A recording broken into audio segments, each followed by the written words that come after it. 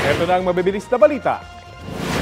Arestado sa buy-bust operation ang isang babae at dalawang lalaki, kabilang ang isang pulis na sangkot umano sa iligal na pagbebenta ng baril sa barangay Sembo, Taguig.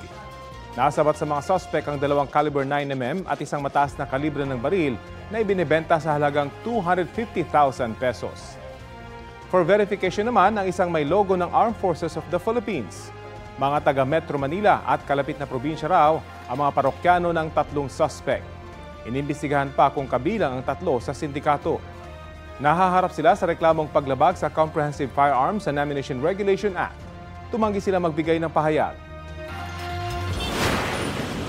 Bumangga sa dalawang poste sa sumulong highway sa Antipolo, Rizal ang isang pickup kaninang madaling araw.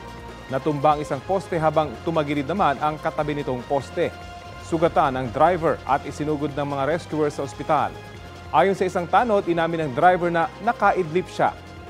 Dahil sa aksidente, 4 na oras na isinara ang ilang lanes ng kalsada na nagpabigat sa trapiko. Inayos na rin ang mga nasirang poste at kable. Kapuso, alamin ang maiinit na balita. Bisitahin at mag-subscribe sa GMA Integrated News sa YouTube. Sa mga kapuso abroad, samahan niyo kami sa GMA Pinoy TV at sa www.gmanews.tv.